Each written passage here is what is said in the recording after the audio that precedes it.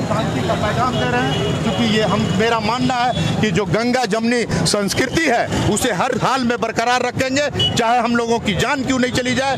मोहब्बत हमेशा जीता है। कुछ नफरती लोग हैं, ये हम लोग मानते हैं, लेकिन उनका कतई चलने वाला नहीं। प्रशासन पूरी तरह से मुस्तैद है, सरकार पूरी तरह से मुस्तैद है और शांति के प्रतीक जय सिंह यादव, दीपक ओझा जैसे तमाम लोग हम लोगों के साथ हैं। और हम लोगों ने ये पैगाम दिया है कि हम लोग नफरत को कभी हावी नहीं होने देंगे पूरे झारखंड में, पूरे देश में, क्योंकि मोहब्बत का पैगाम हम लोग देते हैं और देते रहेंगे। और मोहब्बत के पैगाम के लिए क्यों ना हम लोगों की जान चली जाए। आप भी लगातार कह सकते हैं 2-3 घंटे से चिलचिलाती धूप में यहाँ है, क्या कुछ माहौल देखा और क्या अपील आप करेंगे? हमारी अपील यही है कि रांची में सब कुछ सामान्य है और सामान्य चीज़ों को आगे बढ़ाने के लिए हम लोग सभी धर्म, देखिए हम लोग आज बड़े शांति और सौहार्द के लिए निकले हैं और शांति और सौहार्द का देश और प्रदेश रहा है।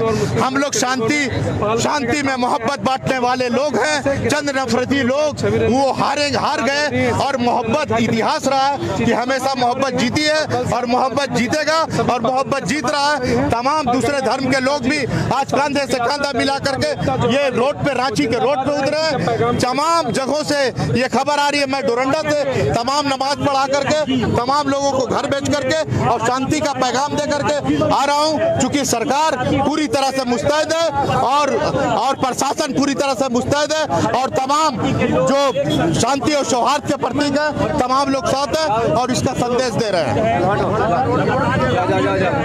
थोड़ा सा